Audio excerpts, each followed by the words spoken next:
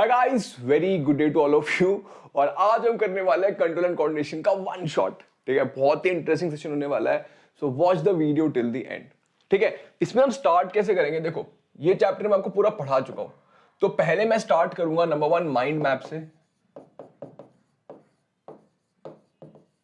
ठीक है, स्टार्टिंग हम माइंड मैप से करेंगे जिससे कि हम पूरा का पूरा चैप्टर रिवाइज कर ले बहुत चुटकियों में। ठीक है, जो जो इंपॉर्टेंट एग्जाम में क्वेश्चन आने वाले वो मैं आपको बताऊंगा। ठीक है, एंड नंबर 2 फिर हम क्या करेंगे भाई, हम क्वेश्चंस की प्रैक्टिस कर लेंगे।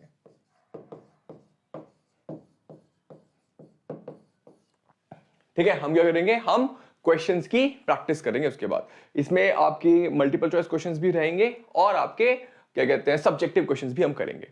ठीक है, शुरू करें, चलो गाइस। कंट्रोल एंड कोऑर्डिनेशन बहुत ही इंपॉर्टेंट चैप्टर है, लास्ट ईयर आया नहीं था पेपर में बट इस साल आ रहा है। ठीक है, तो इसको अच्छे से कर लो और कुछ क्वेश्चंस रिपीट होते हैं, मैं आपको बताऊंगा कौन से होते हैं एंड उसको ध्यान से करना है हमें। ठीक है, चलो। तो guys as you all know my name is Amrit Raj, I teach biology at Vedantu. ठीक है, और अगर आपको ये वीडियो अच्छा लगे तो उसको लाइक जरूर करिएगा and yes do not forget to subscribe to Vedantu 9th and 10th channel. ठीक है, and you can follow me on Instagram here also. ठीक है, ये मेरा इंस्टाग्राम आईडी है। परफेक्ट। एंड यस, कितने बच्चों ने अभी तक द्रोणा में एनरोल नहीं करा है, raise your hands, tell me. और कितने बच्चों को ये नहीं पता द्रोणा क्या है? बेटा द्रोणा हमारा आइकॉनिक बैच है जिसमें ये सारे टीचर्स पढ़ा रहे हैं। This is Abhishek sir, Harshpriyam sir, Surabhi ma'am, Anubha ma'am और मैं भी हूं इसमें। ठीक है, तो we will be teaching you physics, chemistry, biology, that is science. 3 अलग टीचर पढ़ाएंगे। मैथ्स के लिए हमारे हर्षप्रियम सर है, एसएसटी के लिए हमारी सुरभि मैम है और इंग्लिश के लिए ओशन मैम है। तो total 6 teachers are there who are gonna cover your 4 subjects. ठीक है, एसएसटी के लिए जनरली कोचिंग होती नहीं है ना, इंग्लिश के लिए कोचिंग होती है, तो वो सारी चीजें यहाँ पे कवर होंगी। टोटल आपकी 60 क्लासेस होंगी, 7 मॉक टेस्ट है, अनलिमिटेड डाउट पूछ सकते हो आप ऐप पे, है ना, and you will get handwritten notes of the teacher. इस बैच से ट्रस्ट मी बहुत सारे बच्चों का फायदा हुआ था लास्ट ईयर हमने पहली बार लॉन्च करा था, बहुत बड़ा सक्सेसफुल बैच था एंड आपके साथ भी you will also be very very very क्या कहते हैं अच्छे रिजल्ट्स आएंगे if you enrol into this batch. Sir ऐसा है क्या इसमें? बेटा हम लोग पूरा का पूरा आपको क्वेश्चन बेस्ड तैयारी कराते हैं इसमें हम जो पिछले साल के पेपर को एनालाइज करके जो क्वेश्चंस पेपर में आते हैं, ठीक है, वो वाले क्वेश्चन यहाँ पे कराते हैं। तो if you have not enrolled in this batch, I guess you would be missing out on something big. ठीक है, एंड यस आपका 10th क्लास में बार बार कहता हूं कि एक बार लाइफ में लिखते हो, ठीक है, तो डोंट टेक एनी चांसेस। ऐसा कोई भी चीज होती है अगर आपको लगता है कि इससे आपकी हेल्प होगी तो डेफिनेटली एनरोल। ठीक है, बहुत सारे बच्चे एंड में कहते हैं कि सर पढ़ने का मन नहीं करता, शेड्यूल नहीं बना पा रहा हूं या पा रही हूं, उनके लिए ये बैच है।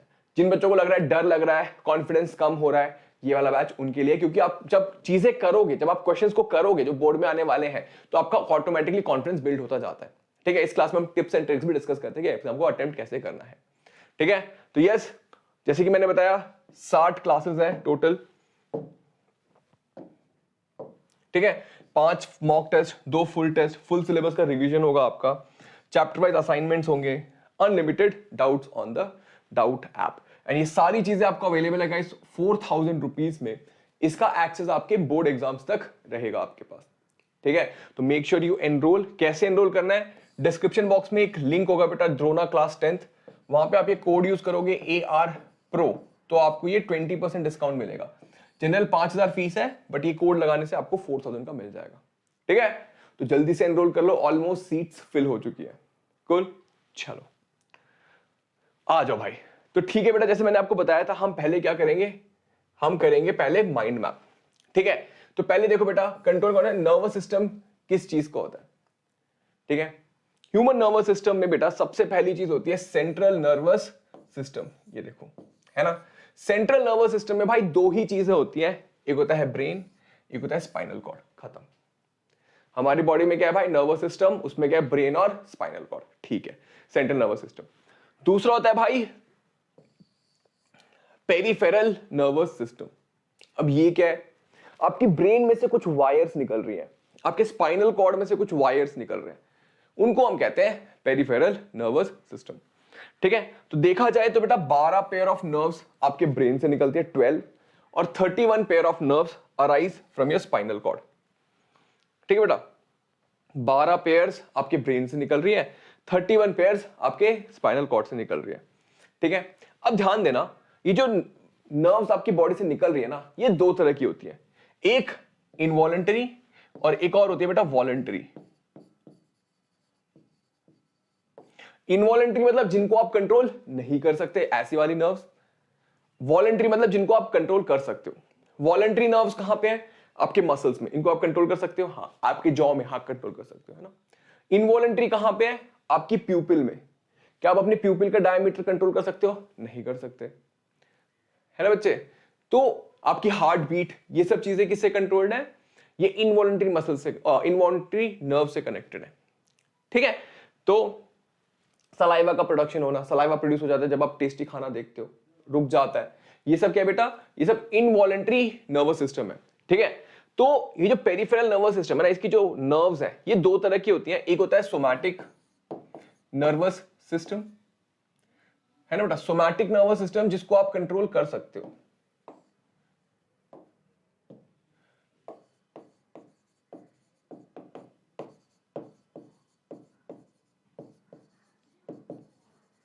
You can control this.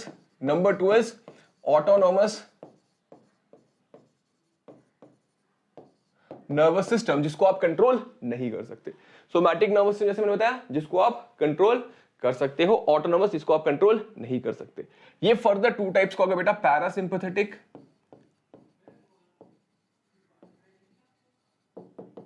And sympathetic. Parasympathetic और सिंपैथेटिक, मतलब समझ लो, सिंपैथेटिक आपकी हार्ट रेट को बढ़ाएगा, पैरासिम्पैथेटिक कम करेगा। सिंपैथेटिक आपका सलाइवा प्रोडक्शन बढ़ाएगा, पैरासिम्पैथेटिक कम करेगा। मतलब एक बढ़ाएगा तो दूसरा उसको नॉर्मल स्टेट पे लेके आएगा। समझ आ गया बात? तो टोटल हमने क्या देखा? नर्वस सिस्टम है भाई दो है, central nervous system, peripheral nervous system. Central nervous system में आपका ब्रेन और स्पाइनल कॉर्ड आता है। पेरिफेरल नर्वस सिस्टम में क्या क्या आता है? आपके नर्व्स आते हैं, क्रेनियल और स्पाइनल। क्रेनियल 12 पेयर है, स्पाइनल 31 पेयर है, ठीक है। इनमें से कुछ को आप कंट्रोल कर सकते हो, जिसको कहते हैं सोमैटिक नर्वस सिस्टम। कुछ को आप कंट्रोल नहीं कर पाते, जिसको कहते हैं autonomous nervous system. Autonomous nervous system दो तरह का है, पैरासिम्पैथेटिक और सिंपैथेटिक। सिंपैथेटिक कोई चीज को बढ़ाता है तो पैरासिम्पैथेटिक उसको वापस नॉर्मल लेके आता है। खत्म। ये हमारा हो गया नर्वस सिस्टम, समझ रहे हो। इसके बाद इस चैप्टर में और क्या भाई? देखो मैंने बताया ऑटोनोमिक सिस्टम में सिंपैथेटिक और पैरासिम्पैथेटिक, ठीक है। चलो अब और क्या है भाई? अब देख लेते हैं ब्रेन, है ना, हमारा दिमाग। दिमाग का स्ट्रक्चर हमने देखा था, ठीक है। तो सबसे पहली चीज जो हमारा ब्रेन है, it is protected by cranium, ठीक है बेटा। ये जो बॉक्स है ना आपका ब्रेन, यहां पे प्रोटेक्ट होता है, इसको हम कहते हैं क्रेनियम से प्रोटेक्टेड है, ठीक है। उसके अलावा मेनिंजेस। मेनिंजेस क्या है? ये मेम्ब्रेन है जो कि आपके ब्रेन को कवर करके रखी हुई है। तीन मेम्ब्रेन होती है, okay. There are 3 meninges layer which is protecting your brain. आपके ब्रेन के अराउंड 3 मेम्ब्रेन्स है, ठीक है। चलो सर, और क्या है? अब ध्यान से देखो, है ना। फिर एक और चीज है बेटा, सेरिब्रो स्पाइनल फ्लूइड। क्या है? Cerebro spinal fluid. आपकी जो मेनिंजेस लेयर है उसके बीच में फ्लूइड भरा हुआ है, उस फ्लूइड का नाम क्या है? Cerebro spinal fluid.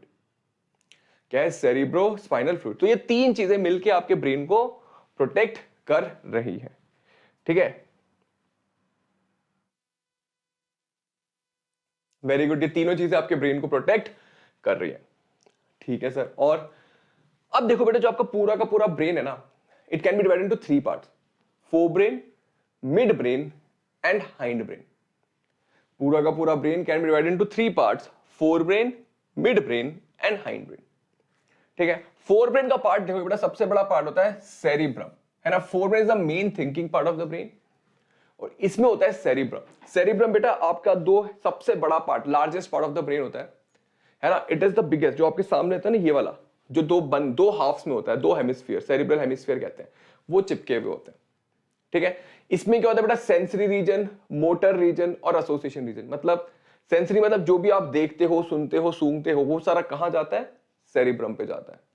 फिर आप एक्शन करते हो, कोई भी एक्शन करते हो, वो कहां से आता है? आपके सेरिब्रम से ही कोई भी एक्शन आपके मसल तक आता है, समझ रहे हो। एसोसिएशन रीजन वो सोचने वाली चीज है, ठीक है, तो वहां पे होता है। फिर इसमें थैलेमस और हाइपोथैलेमस भी होता है, ठीक है बेटा। थैलेमस क्या करता है? इंफॉर्मेशन को रिले करता है towards the cerebrum. Hypothalamus thirst hunger को कंट्रोल करता है। ठीक है सर। फिर आती है बात मिड ब्रेन की, बीच वाला ब्रेन। ये भी बेटा देखो क्या करता है, ये भी इंफॉर्मेशन जो होती है ना नीचे से आ रही होती है, इसको सेरिब्रम तक पहुंचाता है। दूसरी चीज ये क्या करता है, ये बेटा involuntary action above the neck, मतलब जो आपके ऊपर के जो इनवॉलंटरी एक्शन है ना, उनको करने से आंखें झपकाना, कोई थप्पड़ मारना, तो आंख बंद नहीं करते, वो सब ये मिड ब्रेन करता है। फिर आता है हमारा फेवरेट हाइंड ब्रेन, या फिर सबसे नीचे वाला ब्रेन। इसमें तीन चीजें होती हैं। एक है सेरिबेलम, बहुत ही इंपॉर्टेंट है। It is important for posture and balance. आप जब चलते हो तो सीधा चलते हो ना, तो वो सेरिबेलम की वजह से होता है। ठीक है, अगर किसी ने दारू पी रखी होती है, अल्कोहल पी के, है ना, तो वो टेढ़ा मेढ़ा चलते हैं, तो उनका क्या अफेक्ट होता है, उनका सेरिबेलम अफेक्ट हो जाता है, because they are not able to balance themselves. ठीक है, परफेक्ट, क्योंकि अल्कोहल जो है सेरिबेलम को अफेक्ट करता है। फिर आता है पॉन्स। ठीक है बेटा, पॉन्स क्या करता है, it helps in respiration, controlling respiration. फिर आता है medulla, it controls involuntary action like sneezing, vomiting वगैरह, हमारा मेड्यूला कंट्रोल करता है। बेटा आपको बहुत ही क्लियरली पता होना चाहिए, fore brain, mid brain and hind brain. Cerebrum और सेरिबेलम में कंफ्यूज नहीं होना। ठीक है, सेरिबेलम पोस्चर के लिए, सेरिब्रम सबसे important part of the brain है, जिसमें सेंसरी एरिया है, मोटर एरिया है और एसोसिएशन एरिया है। ठीक है, बस इतना सा चैप्टर बताओ, कोई बड़ी बात है? इसमें एक छोटी सी चीज रह गई है ना बेटा, रिफ्लेक्स एक्शन। हमारा जो रिफ्लेक्स एक्शन होता है बेटा, वो स्पाइनल कॉर्ड कंट्रोल करता है ना। तो रिफ्लेक्स आर्क पे क्वेश्चन आता है। ठीक है, क्वेश्चन आएगा बहुत बार, रिफ्लेक्स आर्क क्या है।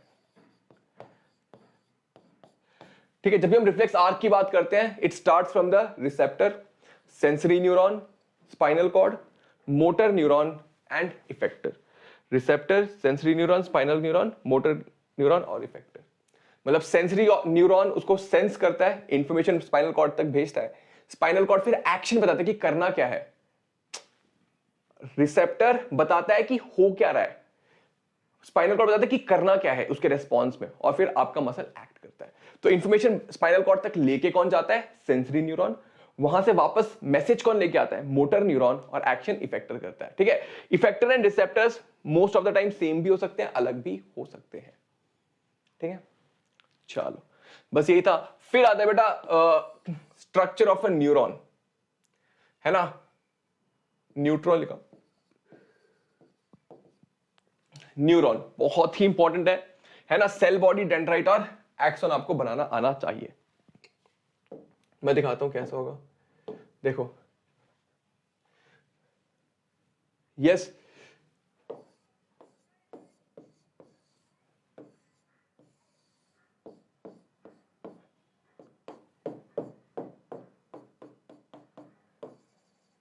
ठीक है, ये हो गया डेंड्राइट, ये हो गया पूरा का पूरा सेल बॉडी, है ना बच्चों, ये हो गया एक्सॉन, ये हो गया एक्सॉन एंडिंग। ठीक है, और यहां पे हो गया हमारा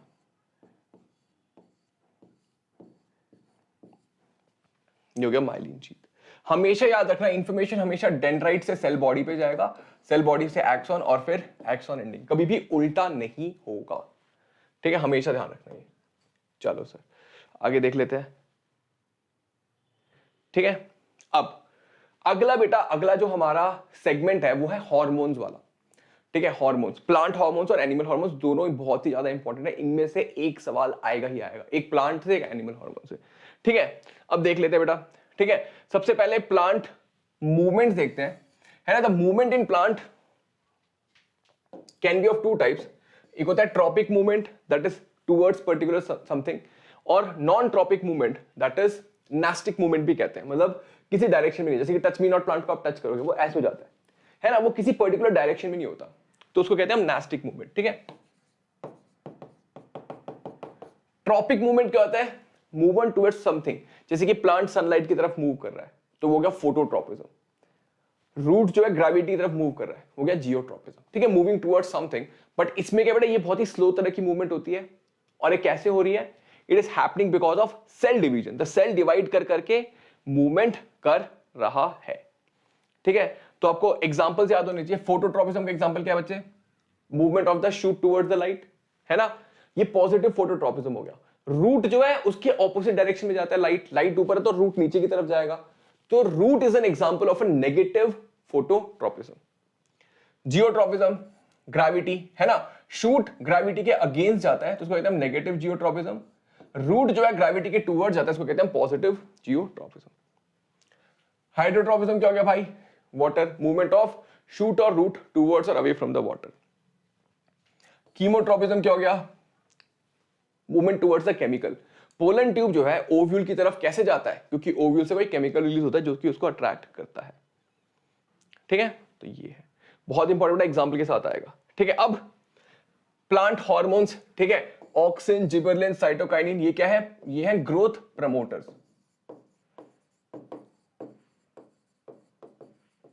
ठीक है, ग्रोथ प्रमोशन में हेल्प करते हैं। Gibberellin elongation of the stem, cytokinin cell division, auxin, है ना, auxin against elongation of the cell. ठीक है, gibberellin elongation of the stem, auxin elongation of the cell. ठीक है, इथाइलिन और एब्सिसिक एसिड क्या है? ये ग्रोथ इनहिबिटर्स है, ग्रोथ को ये रोकते हैं थोड़ा सा। ठीक है, तो आप इनके फंक्शन देख लेना। फिर आ जाओ भाई ह्यूमन के ग्लैंड्स इन ह्यूमन, है ना।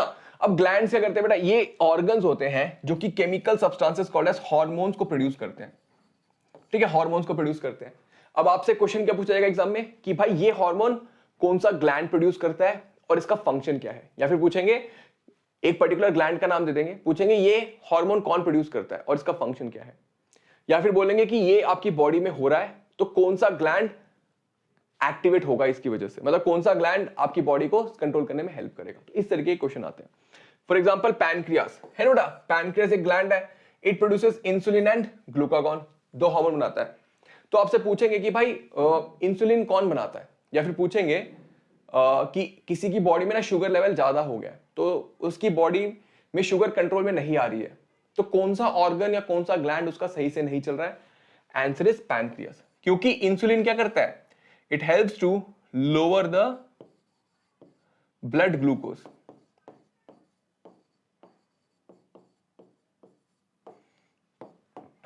ठीक है, पैनक्रियास क्या करता है? आपके ब्लड में जो ग्लूकोज है उसको कम करने के लिए हेल्प करता है। ठीक है, pancreas help to reduce the blood glucose level. समझे मेरी बात, है ना। तो आपसे पूछेंगे कि एक बूढ़े अंकल हैं, उनको डॉक्टर ने बोला कि भाई आप शुगर कम खाना शुरू करो, तो उनकी बॉडी में कौन सा ग्लैंड काम नहीं कर रहा? आप कहोगे कि भाई उनकी बॉडी में पैनक्रियास काम नहीं कर रहा क्योंकि उनकी बॉडी में इंसुलिन नहीं बन रहा। फिर ओवरीज और टेस्टिस, ये क्या होता है बेटा? ये भी ग्लैंड्स होते हैं। For example ovaries in female is responsible for female characters and is responsible for production of the egg. तो अगर ओवरी सही से काम नहीं करे तो फीमेल कैरेक्टर्स नहीं होंगे। मेल में टेस्टिस प्रोड्यूस करते हैं टेस्टोस्टेरोन, हार्मोन है। These are responsible for male character, जैसे कि facial hair, more muscular development, ये सब टेस्टोस्टेरोन की वजह से होता है। ठीक है, फिर अड्रिनल ग्लैंड, अड्रिनल ग्लैंड बेटा एड्रेनलिन बनाता है। इससे क्या होता है? एड्रेनलिन से इट्स अ फाइट और फ्लाइट हार्मोन। कभी कोई लड़ाई हो रही है तो आपकी बॉडी में एनर्जी बढ़ जाती है बिकॉज ऑफ एड्रेनलिन। क्यों? ये आपकी हार्ट बीट तेज करता है, आपकी ब्रीदिंग रेट बढ़ाता है, ताकि आपकी बॉडी में ऑक्सीजन ज्यादा आए और आप एनर्जी ज्यादा प्रोड्यूस कर पाओ। फिर थायराइड ग्लैंड गले में होता है, थायरॉक्सिन बनाता है। ये क्या करता है? आपकी मेटाबॉलिज्म एक्टिवेट करता है, metabolism of protein, fat and carbohydrate digestion. ठीक है, अब थायराइड में बेटा आयोडीन की जरूरत बहुत होती है। थायराइड हार्मोन के लिए आयोडीन जरूरी होता है। अगर आप आयोडीन खाने में नहीं खा रहे हो तो कौन सा ग्लैंड अफेक्ट होगा? Thyroid gland. उस अफेक्शन मतलब क्या होगी? प्रॉब्लम होगी बेटा goitre. Goitre is swelling of the thyroid gland. ठीक है, फिर आता है पिट्यूटरी ग्लैंड, ये बनाता है बेटा growth hormone, responsible for growth of all the organs.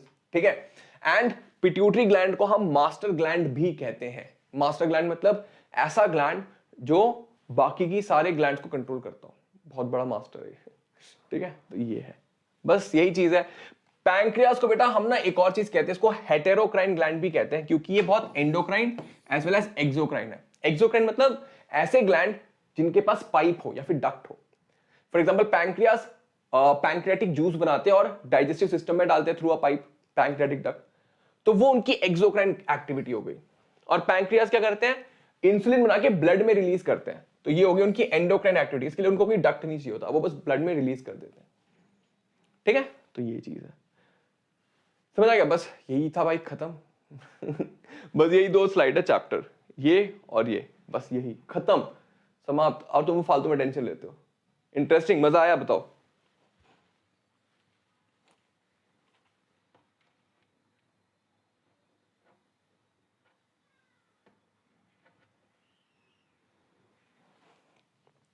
Yes, चलो बहुत बढ़िया। अब हम थोड़े क्वेश्चंस कर लेते हैं, ठीक है? अब हम जल्दी से थोड़े से क्वेश्चंस कर लेते हैं। चलो भाई बताओ, पहले एमसीक्यू करेंगे फिर सब्जेक्टिव भी करेंगे, ठीक है? दोनों करेंगे। A female is suffering from an irregular menstrual cycle, the doctor prescribed her some hormonal tablets, which option shows that hormone she lacks in her body is from the endocrine gland? बताओ, oestrogen, testosterone, adrenaline और thyroxine. क्या होगा इसका answer? बताओ।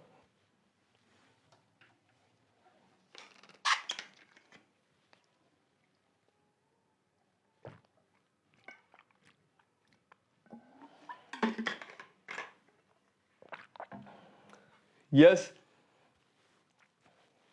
Exactly भाई, इसका जवाब है ईस्ट्रोजन। ईस्ट्रोजन से फीमेल हार्मोन है ना, ये ओवरीज प्रोड्यूस करती हैं, which are responsible for female characters. तो मेंस्ट्रुअल साइकिल खराब होगी तो ईस्ट्रोजन में प्रॉब्लम है ना बेटा?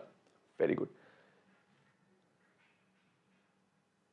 so answer is estrogen. Next one, how will information travel within a neuron? एक न्यूरॉन के अंदर इंफॉर्मेशन कैसे ट्रैवल करती है? Dendrite, cell body, axon, nerve ending. Dendrite, axon, cell body, nerve ending. Axon, dendrite, cell body, nerve ending. Axon, cell body, dendrite, nerve ending. बताओ, come on guys, क्या जवाब होगा? जल्दी बताओ। मैंने आपको बताया भी था, हमेशा इंफॉर्मेशन कहां से कहां ट्रैवल करती है? जल्दी बताओ कमेंट बॉक्स में। Exactly, it travels from dendrite to the cell body, cell body से एक्सॉन और एक्सॉन से नर्व एंडिंग पे आती है। इसमें आंसर्स मार्क नहीं है क्या? बट यही है, आंसर इज ऑप्शन ए। ठीक है, अगला, which part of the brain controls the blood pressure? Blood pressure कौन कंट्रोल करता है? Spinal cord, skull, hypothalamus, cord, skull, cerebrum, pons, medulla, cerebellum, pons, medulla, pituitary. थोड़ा सा ट्रिकी क्वेश्चन है, but अगर तुम अपने दिमाग का इस्तेमाल करोगे तो इजीली हो जाएगा। बताओ, देखो स्कल तो होगा ही नहीं है ना, और पिट्यूटरी भी इतना ज्यादा नहीं कर सकता है ना, ग्रोथ हार्मोन है वो। तो answer is option pons, medulla और सेरिबेलम जो है आपके ब्लड प्रेशर को कंट्रोल कर सकते हैं, है ना, जो इनवॉलेंट्री चीज है उसमें कंट्रोल कर सकते हैं। ठीक है, perfect. Next one, organism depend on hormones as well as electric impulse for the transmission of signal from brain to the rest of the body. What can be the likely advantage of hormones over electric impulse? बताओ भाई, hormone भी है, हमारा neurons भी काम करते हैं। तो न्यूरॉन इलेक्ट्रिकल इंपल्स यूज करते हैं, हार्मोन्स केमिकल यूज कर सकते हैं। तो हार्मोन ऐसा क्या करते हैं, उनका एडवांटेज क्यों क्या है over the neuron? It's secreted bye all types of cells present in the body. It is secreted by stimulated cells and reaches all cells of the body. It is relayed to the target organ faster than electric impulses. It does not depend on an external stimulus to be generated in the cells. Come on.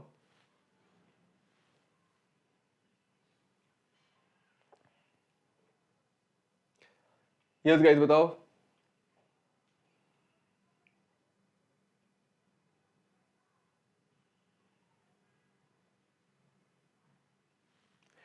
Yes.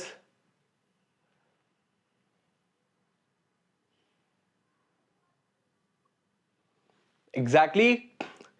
It is secreted and stimulated by the cells and reaches all cells of the body. देखो जो hormones है ना वो सारे sales तक reach कर पाते हैं, जबकि न्यूरॉन्स हर सेल तक अपनी इंपल्स को नहीं पहुंचा पाएंगे. ठीक है, yes, answer is option B. क्योंकि हार्मोन्स हर सेल तक पहुंच सकते हैं, जबकि न्यूरॉन्स सारे सेल्स को अटैक नहीं कर सकते. The main function of abscisic acid in plant is to increase the length of the cells, promote cell division, inhibit growth और promote the growth of stem. बताओ एब्सिसिक एसिड को कहते हैं हम एबी कहते हैं. इसको हम स्ट्रेस हार्मोन भी कहते हैं. ठीक है बच्चे. Yes, what does it do? It inhibits the growth. ये इनहिबिटर मैंने बताया था ना, प्लांट हार्मोन इनहिबिटर है. Very good. Next one, choose the incorrect statement about insulin. It produces from pancreas. It regulates growth and development of the body. It regulates blood sugar level. Insufficient secretion of insulin will cause diabetes. Which is incorrect? बहुत ही आसान है तो बताओ. Come on guys. Exactly. It regulates growth and development of the body. तो growth hormone का काम है. बाकी तीनों स्टेटमेंट सही हैं, ये गलत है ना? Perfect. The growth of tendril in pea plant is due to, ये बहुत ही सही क्वेश्चन है. ठीक है. Effect of light, effect of gravity, rapid cell division in the tendrilar cells that are away from the support, rapid cell division in the tendrilar cells in contact with the support. आपने देखो ना tendril क्या करता है, ऐसे से round होते जाता है ना? तो ये बेटा इसको हम कहते हैं थिग्मोट्रोपिज्म. ठीक है. टच की वजह से इसमें कुछ ग्रोथ होती है, वो क्यों होती है बताओ. यस,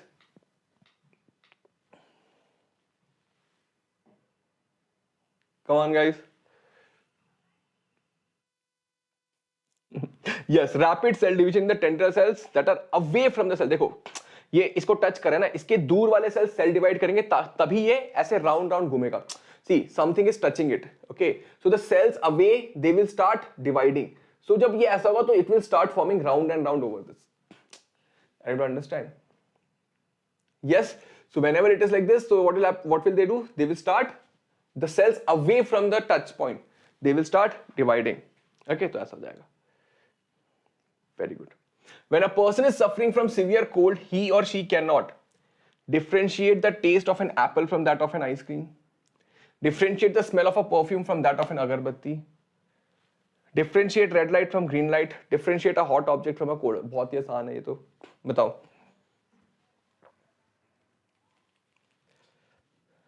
भाई क्या होगा. ऑब्वियसली उनकी नाक खराब हो जाएगी.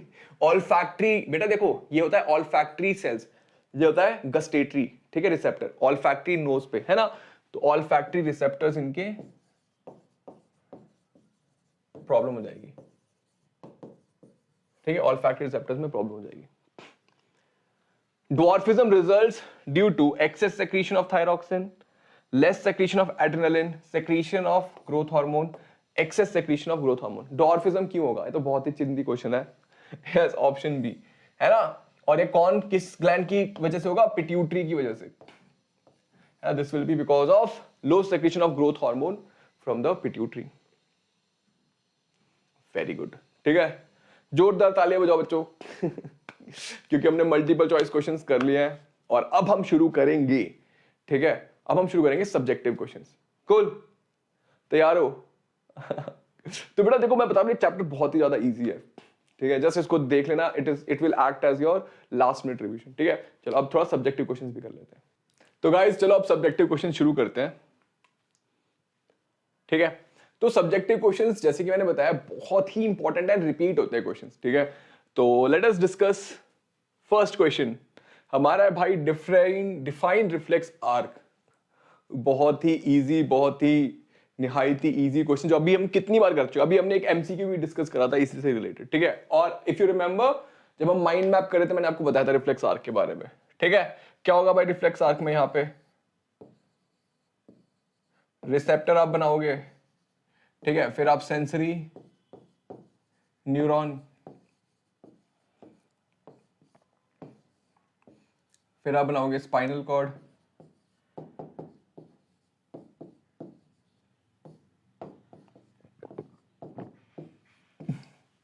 यहां पे आएगा मोटर न्यूरॉन,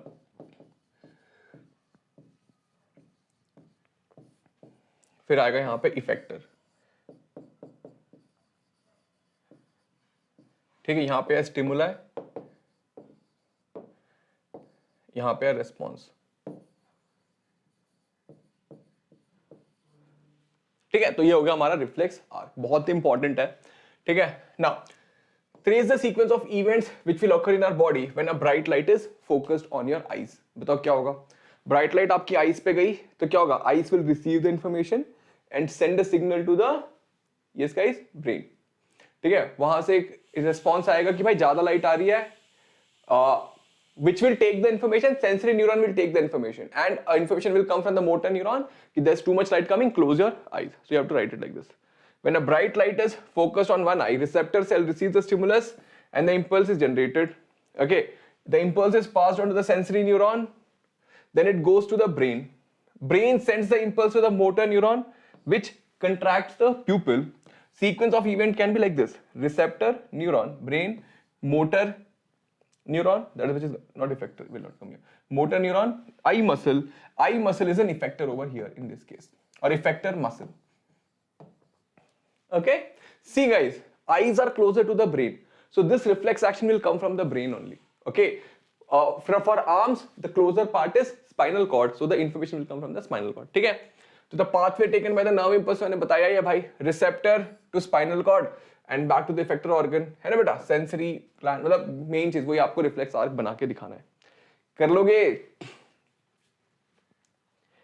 यार, ये मैं इतनी बार बता चुका हूं ना कि अभी तो we are done with this. Next one, mention 3 major regions of the brain, write the function. बताओ what are the 3 major regions, come on, what are the 3 major regions of the brain?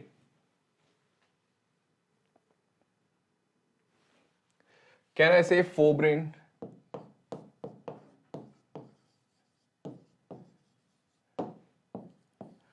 midbrain and we have hindbrain।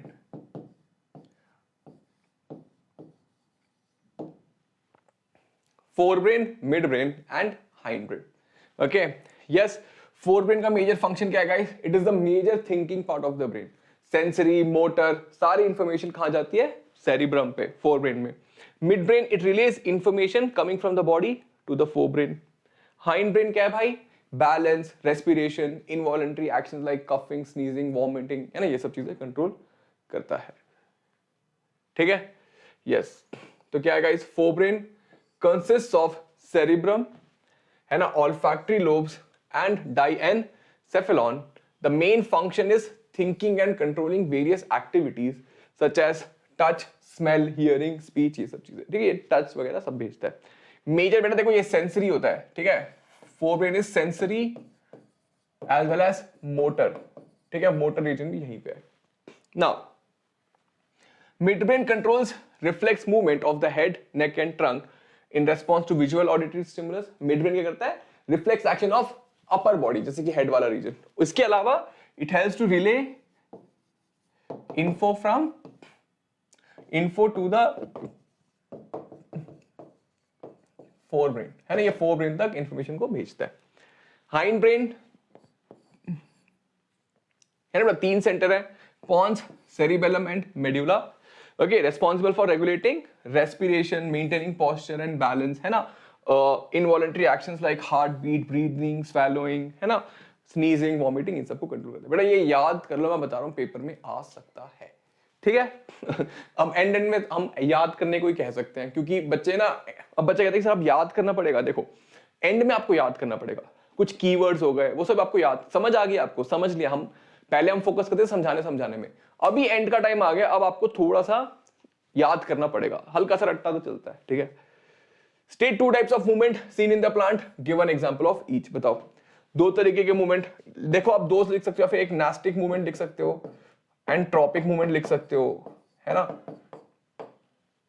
Nastic is a non directional movement, है ना, ये directional movement हो गया। और इसके साथ में एग्जांपल भी लिख दो, example of touch me not, यहां पे लिख दो example of shoot moving towards the sun, है ना। एग्जांपल के साथ लिखोगे आपको एक्स्ट्रा नंबर मिलेंगे। एक होता है नॉर्मल बच्चा लिख दिया, नास्टिक हो गया, ट्रॉपिक हो गया, नॉन डायरेक्शन लिख दिया, खत्म। नहीं, एग्जांपल लिखो, टीचर को बताओ कि भाई हमें पता है कि टच मी नॉट जो प्लांट है ये ऐसा सोच करता है ना, movement of shoot towards the क्या कहते हैं sunlight, something like that we can do. ठीक है, अगला है ना, so yes guys, types of movements in plant is nastic movement are the movement independent of growth that are non-directional. They are non-directional and occur due to turgor changes. Example, closing of the leaves in response to touch or stimulus. है ना, touch me not plant. Tropic movement or tropism are movement due to growth that are directional. They are in particular directional and very slow. Example, movement of parts of the plant in response to the sunlight. Okay, movement of parts of the plant towards the sunlight. So these are all movements seen in plant. What are the plant's hormone? Name the plant hormone responsible for the following. Very good question.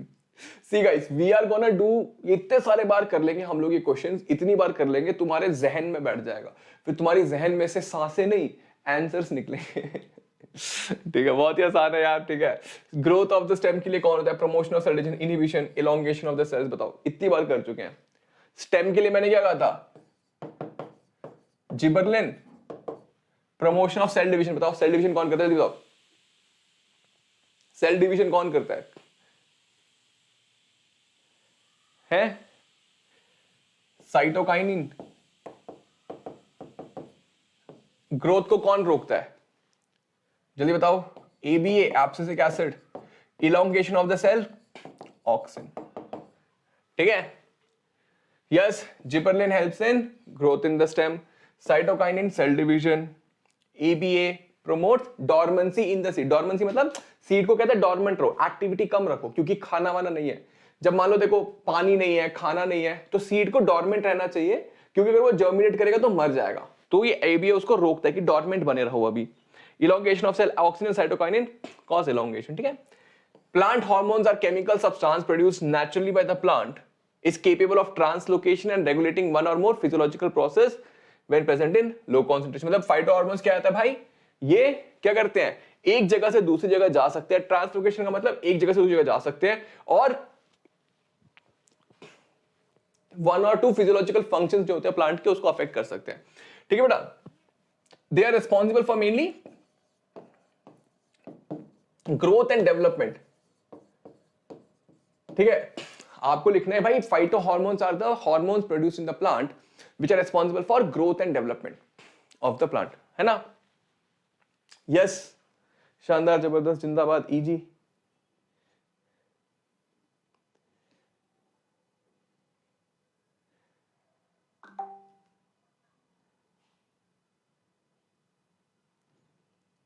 ये बच्चों easy है। चलो अगला कर लेते हैं। A squirrel is in a scary situation. Squirrel डरा हुआ है हमारा बेचारा।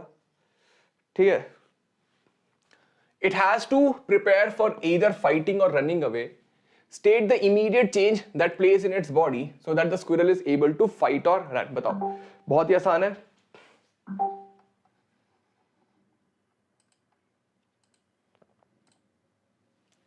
बताओ भाई, स्क्विरल की बॉडी में ऐसा क्या बनेगा? यस, एग्जैक्टली इसकी बॉडी में क्या होगा बेटा? है ना, इसकी बॉडी में एड्रिनल ग्लैंड जो है,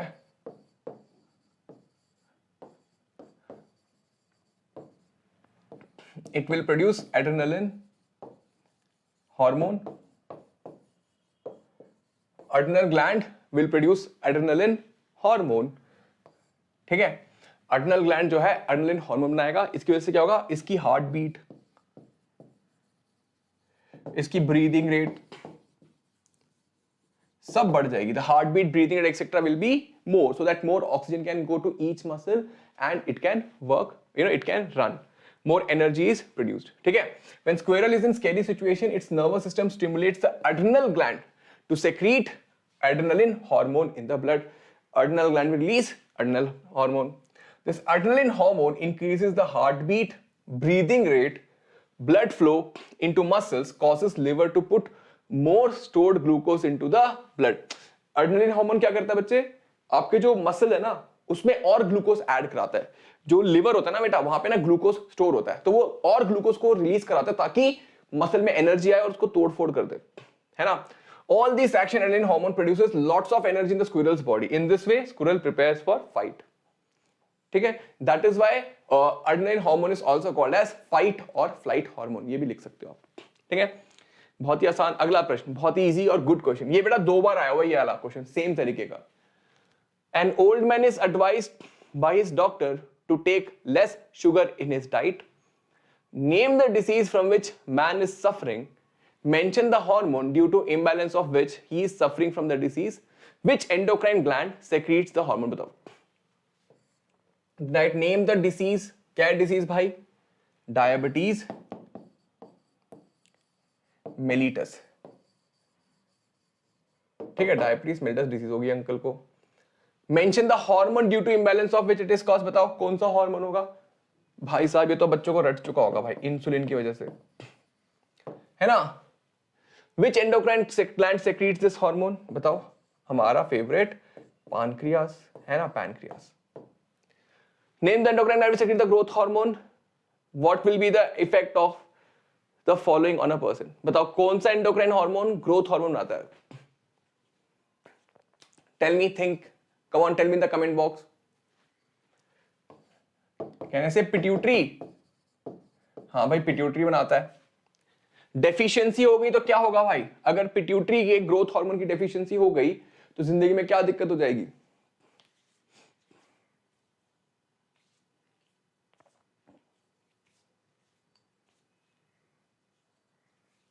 बताओ क्या दिक्कत हो जाएगी? यस, ड्वार्फिज्म हो जाएगा। What will happen? Dwarfism, the height of a person will not increase. Excess secretion of growth hormone, ये क्या हो जाएगा कि ग्रोथ हार्मोन ज्यादा हो गया तो ऑब्वियसली बहुत लंबे हो जाते हैं कुछ लोग, देखा है आपने, उसको कहते हैं हम जाइजेंटिज्म। ठीक है बेटा, जाइजेंटिज्म हो जाएगा। ड्वार्फिज्म लेस होगा तो छोटे रह जाएंगे, ज्यादा होगा तो हो जाएगा, है ना बेटा। एक और आता है थायराइड ग्लैंड की डेफिशिएंसी से क्या डिसीज होता है? मुझे कमेंट बॉक्स में बताना। If thyroid gland is not working properly, what is the disease cause? ठीक है, यस बेटा, suffering from diabetes mellitus, imbalance of insulin hormone, endocrine, pancreas लिखो, ज्यादा जरूरत नहीं है इसकी। ठीक है, growth hormone is secreted by the pituitary gland. Deficiency of growth hormone will cause dwarfism. अगर ज्यादा होगा तो it will cause gigantism. He will be very tall. Okay. Give one example of each of the tropic movement. Positive phototropism बताओ। Come on guys, जल्दी बताओ। Positive phototropism का क्या होगा? Example comment में बताओ, जल्दी बताओ।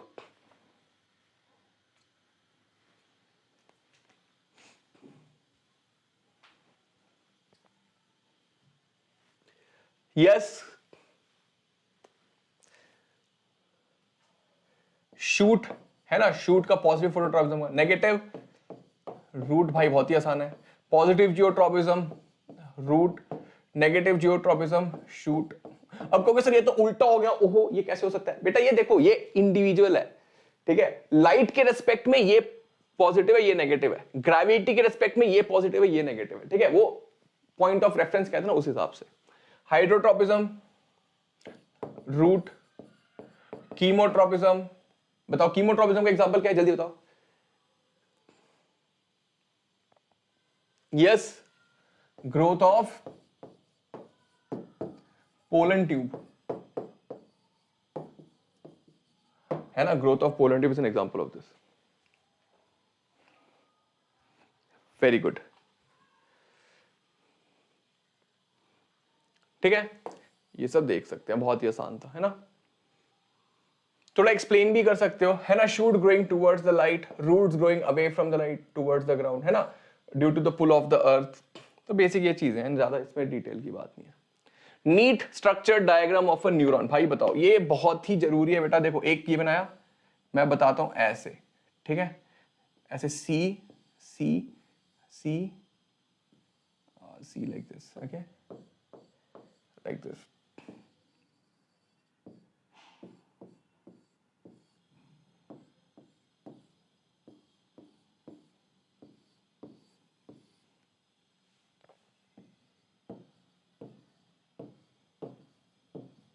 like this. Okay, so what do we have? We have dendrite over here, we have cell body, we have axon, this is axon ending. Okay, that's it. Okay, you can mark nucleus also. And always remember, information always flows from dendrite to the cell body to the axon, and axon ending. Very easy. Cool. See, if you can draw something like this, that is also good. But this will also, मतलब इतना गंदा भी मत बनाना, थोड़ा सा अच्छा डालना. ठीक है? Perfect. What are the main constituents of central nervous system? बताओ भाई, central nervous system में main constituents क्या हैं?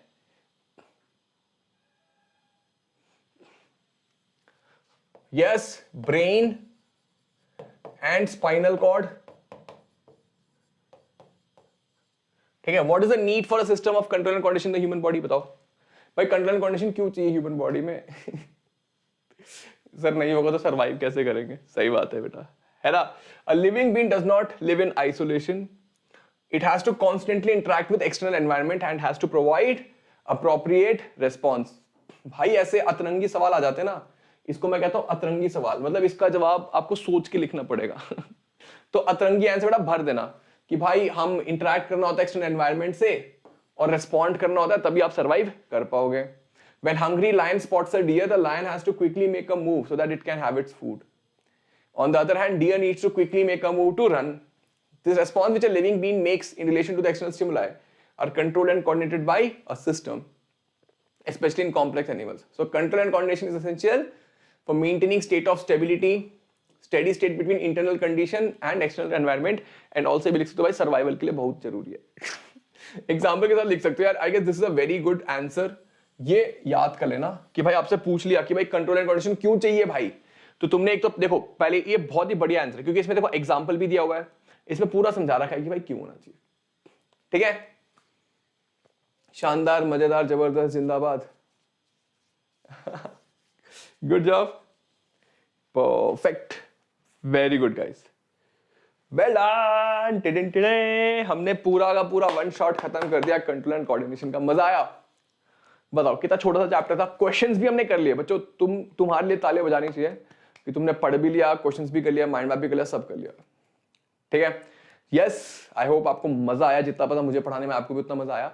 वीडियो को लाइक जरूर करिएगा, सब्सक्राइब करो हमारे चैनल को. ठीक है, अभी हर चैप्टर का वन शॉट भी कर देंगे हम. And yes guys, Drona batch, इसका लिंक डिस्क्रिप्शन बॉक्स में है. जल्दी से जाके इमीडिएटली रिस्पॉन्स करो, सब्सक्राइब करो. You can use the code AR Pro. ये कोड यूज करोगे तो आपको एक्स्ट्रा डिस्काउंट मिलेगा. कैसे रजिस्टर करना है मैंने आपको बताया है, एक लिंक है डिस्क्रिप्शन बॉक्स में द्रोणा बैच का. ठीक है, and the cost of the batch is 4000 rupees. ठीक है, जो डिस्क्रिप्शन बॉक्स में लिंक है उस पर क्लिक करोगे तो एक पेज ओपन होगा, वहां पे जाके आप बाय नाउ कर सकते हो.